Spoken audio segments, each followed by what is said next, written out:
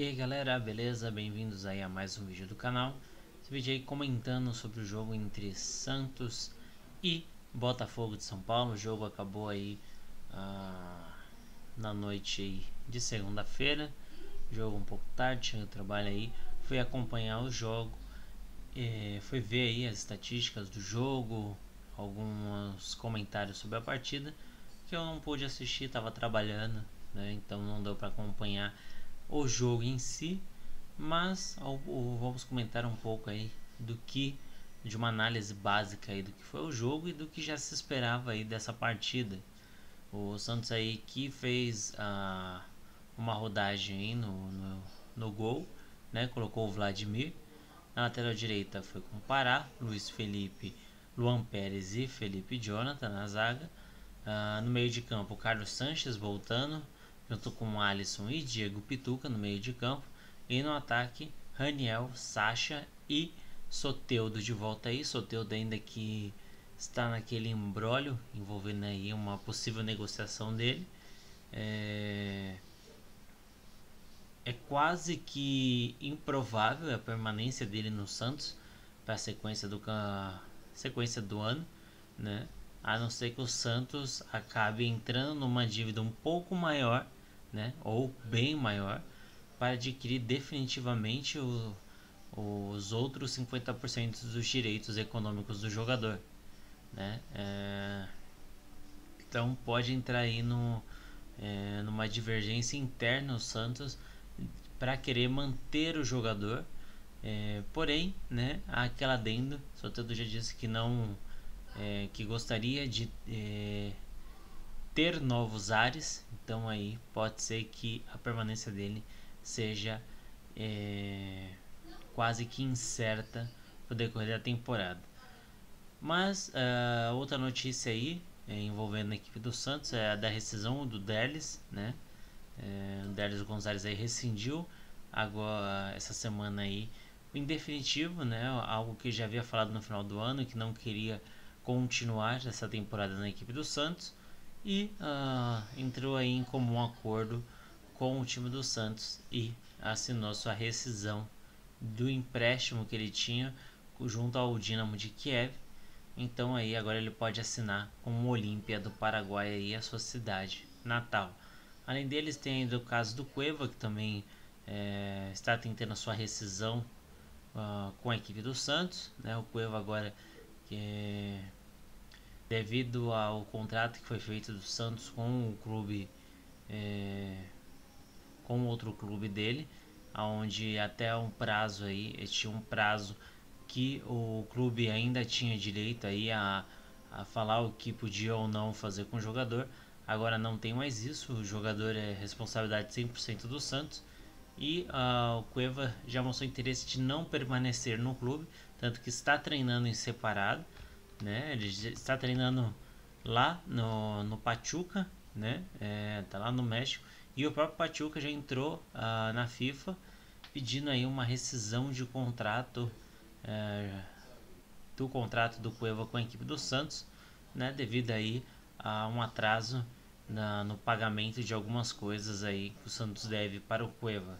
Então esse imbróglio todo aí acaba envolvendo jogadores muito importantes para a equipe do Santos, né? E são 3 jogadores aí que poderiam ser utilizados. O Cueva aí não foi tão utilizado na última temporada.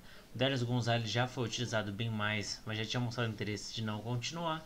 E o outro que é muito importante para a equipe do Santos, que é o caso do Soteldo, também já mostrou interesse de não permanecer no clube. Então aí o Santos perde muito com essas baixas, fora as baixas do DM, né? E vamos comentar um pouco do jogo. O jogo em si, já tinha falado no último vídeo, o Santos tinha como obrigação vencer essa partida. Não tinha como pensar de uma maneira diferente, já que era o Botafogo. O Botafogo é a pior equipe do Campeonato Paulista, não via bem, tanto a formação utilizada pela equipe do Botafogo foi para não perder a partida ou não tomar uma goleada, né? Mudou completamente o jeito de jogar das outras partidas para jogar bem mais defensivamente, e mesmo assim ainda tomou 2 gols. porque o Santos não quis atacar na partida, criou algumas oportunidades no primeiro tempo, mas sem muita triangulação, sem muitas jogadas de inteligência, toques rápidos, foram mais lançamentos buscando jogadores à frente, lançamento da zaga para o ataque, não a bola passando direto pelo meio de campo. É um jogo aí que fica chato, né, entediante de você assistir. Então é complicado aí, a equipe do Santos ainda vem em reformulação, né, mudando o seu jeito, mas o problema é que o Santos não tem o jeito do Gesualdo, mas também não lembra nem um pouco daquele Santos do ano passado. Normalmente quando você troca os estilos de jogo das equipes, normalmente a equipe mantém um pouco ainda daqueles resquícios do técnico anterior e aos poucos vai deixando esses resquícios para entrar no que o novo técnico está pedindo. A equipe do Santos simplesmente perdeu tudo aquilo que foi trabalhado no ano passado e está começando do zero, mas do zero, né? Aquele time que foi deixado como se ano passado nunca existiu, a equipe de 2018, né? Do jeito que foi deixado em 2018, não conseguindo atacar, não conseguindo fazer nada. E 2019 foi uma página em branco aí que foi deletada da equipe do Santos, onde os jogadores perderam esse toque de bola, o jogo em velocidade, a criação de jogadas em velocidade. Faltou isso para a equipe do Santos, né? Mas a gente viu alguns lampejos aí de boas situações, que foi no caso aí do gol, o primeiro gol do Santos, uma bola alçada dentro da área, aonde o Sacha já deu um tapa de primeira para o outro lado, a bola passou pela quase que toda a grande área, sobrou para o Sanches chegar batendo de primeira e abrir o placar para a equipe do Santos. E no segundo tempo aí a outra possibilidade da equipe do Santos foi o Santos criou mais um pouco no segundo tempo e chegou a possibilidade do gol numa jogada individual do Soteldo, onde ele cortou para a linha de fundo. Chegando na linha de fundo, ele não jogou a bola de qualquer maneira dentro da área, ele buscou a aproximação do Sacha no primeiro pau. Ele levantou a bola, mas para ela vir a meia altura, o Sacha se antecipou na velocidade, conseguiu aí fazer o gol de peixinho, ampliando aí o placar. E fora essa possibilidade aí, uma outra possibilidade que seria muito clara foi em outra jogada individual pela lateral esquerda, onde o Felipe Jonathan fez uma bela jogada individual e achou o Diego Pituca dentro da área, que acabou furando a bola e desperdiçando uma chance, que atrás dele ainda tinha o Sacha e se eu não me engano, o Raniel ainda estava na jogada. E o Pituca acabou perdendo, além de errar o chute, perdeu aí o ataque da equipe do Santos. Mas de um modo geral, o jogo foi previsível o resultado. Sabíamos que o Santos venceria a equipe do Botafogo. Era 100% certo que o Santos venceria a equipe do Botafogo, né? Nos cálculos que eu fiz com vocês no último vídeo, já tinha mencionado que o Santos venceria a equipe do Botafogo, que seria um grande problema não vencer a equipe do Botafogo, né? Que dos próximos jogos aí, pelo menos esses 3 pontos estariam garantidos, e foi o que conseguiu. E o problema é que está batendo, está empurrando o bêbado da ladeira. Foi assim com a Inter de Limeira, que é onde venceu sem sofrer contra a equipe adversária, que não conseguiu criar, que não fez nada no jogo. E esse jogo contra o Botafogo foi igual contra a Inter de Limeira. Então não adianta você achar que o Santos está ótimo, porque venceu de 2-0. Lembrando que contra a Inter de Limeira também foi 2-0 e depois foi para a Arena Corinthians e não jogou, né? A equipe do Corinthians jogou como quis e o Santos não conseguiu fazer nada, né? Aí agora contra o Botafogo venceu novamente por 2-0, mas não convenceu, né? O Botafogo não conseguiu impor medo à equipe do Santos, não conseguiu fazer com que o Santos temesse criar alguma jogada, porque o Santos só tabelou mais no campo de defesa, né? O primeiro gol saiu aos 21 minutos do primeiro tempo, o segundo saindo aí aos 56, ou seja, aos 9 minutos do segundo tempo. Um gol na metade do primeiro tempo, o outro bem cedo no segundo tempo, mas de um modo geral o jogo não foi tão bom da equipe do Santos. Os números mostram aqui as estatísticas. O Santos deu apenas 12 chutes no gol, um jogo que o Santos jogou sozinho, né? Não sofreu ataques, não teve problemas, deu apenas 12 chutes na direção do gol. Os chutes que foram no gol foram apenas 6, ou seja, só o Santos jogando conseguiu criar apenas 6 possibilidades de gol. Fez 2 gols, parabéns, mas o Santos jogou sozinho e só criou isso, né? É muito pouco para imaginar que o Santos não sofreu, né? Não foi a equipe do Botafogo que usava do erro do Santos, armava contra-ataque, dava perigo aí pro Vladimir, fazia os torcedores do Santos ficar com medo, ficar com receio. Não, o Botafogo não fez nada na partida e o Santos não ia para cima. O Santos ficava no seu campo, o Botafogo no campo dele, e ficava num jogo de compadre ali, o Santos tabelando com a bola. Aí quando o Santos queria atacar, o Santos ia e atacava, mas sem nenhuma efetividade, sem buscar muitas coisas aí na partida. O Botafogo só teve 2 chances de chutar o gol e as 2 foram para fora. Santos com 70% de posse de bola contra 30% do Botafogo. Trocou quase 700 passes na partida, acertando praticamente todos, enquanto o Botafogo trocou 301, menos da metade que a equipe do Santos, acertando aí 74%. O jogo que está na média aí, com 26 faltas, né, uma média aí dos campeonatos, de um jogo não ser faltoso, de até 30 faltas. 2 cartões amarelos para a equipe do Santos. Os 2 cartões para os 2 zagueiros da equipe do Santos, né? Estranhamente, né? Porque o Santos não sofreu ataques, os 2 zagueiros acabaram tomando cartões amarelos. E isso é preocupante para o Santos. A gente já sabe que se os 2 zagueiros ou um deles ficar suspenso, o Santos não tem peça de reposição, não ainda, né? O Veríssimo aí tá se recuperando, tá em transição, assim como o Madison, e podem aparecer aí por essas semanas aí antes da Libertadores. Faltam 24 dias aí para a estreia do Santos na Libertadores. 24 dias para o Santos tentar aparecer no ano de 2020. E até agora aí tá complicado. Tem aí 3 semanas, um pouco mais de 3 semanas, para tentar mostrar alguma coisa de produtiva, né, dessa equipe do Santos.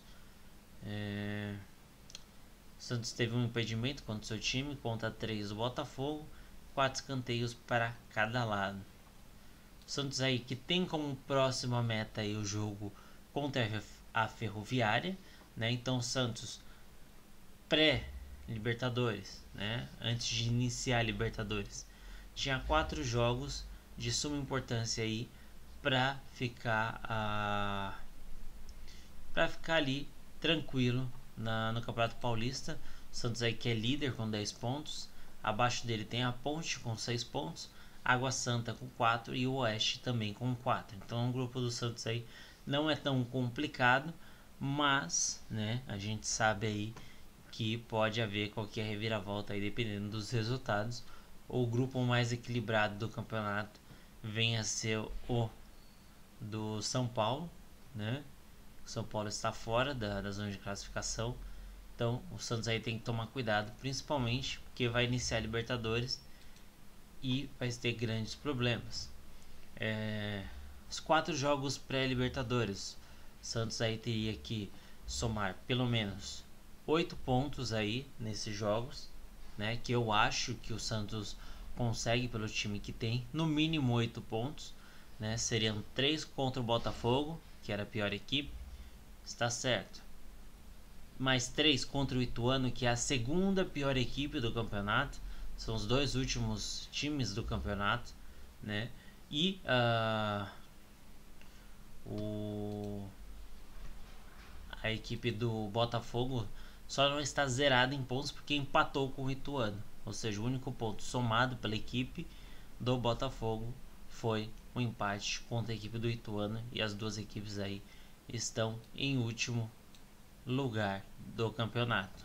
Então aí, se acabasse hoje, as duas equipes estariam caindo de divisão, né? A diferença aí são apenas 2 pontos aí de uma equipe para outra, já que o Botafogo só tem 1 ponto e o Ituano tem 3.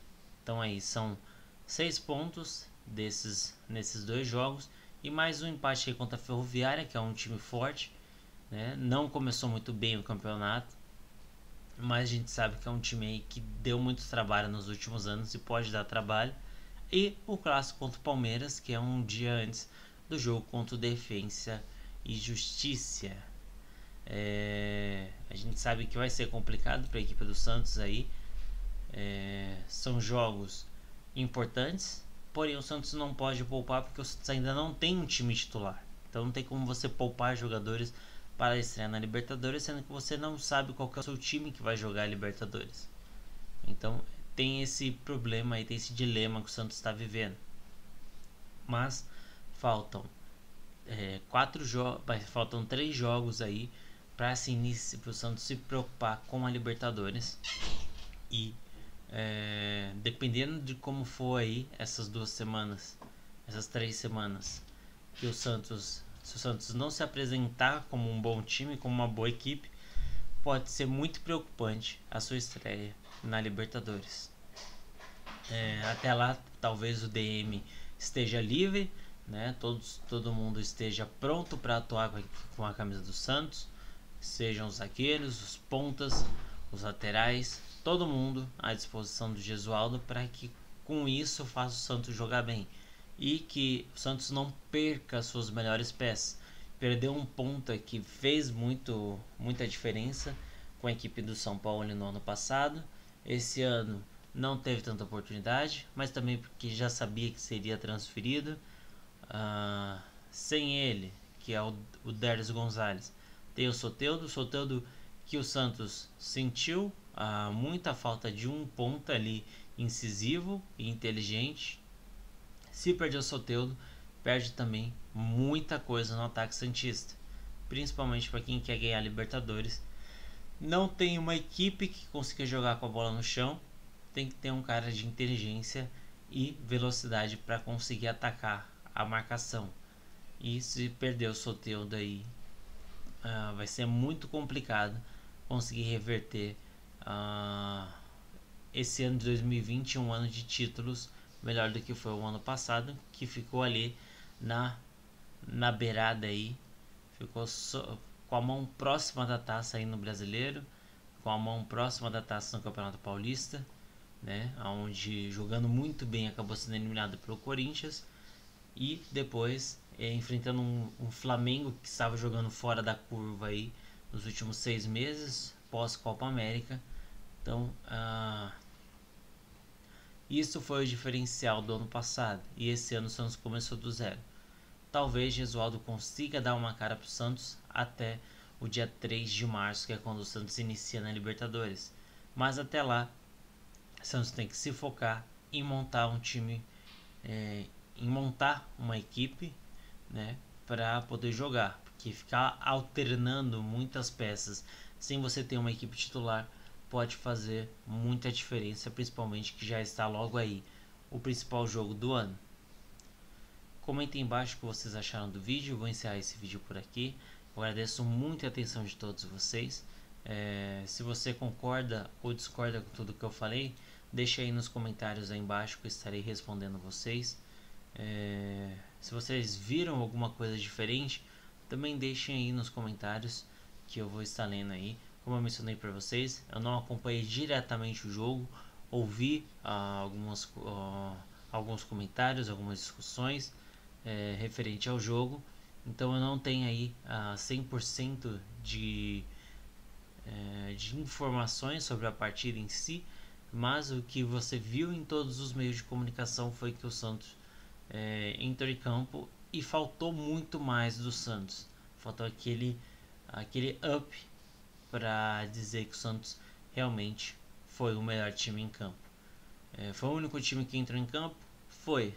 Porém, poderia ter mostrado um ímpeto maior, poder mostrar uma volúpia maior de futebol, e isso não aconteceu. Mas deixa aí nos comentários a sua opinião, que é muito importante para o canal.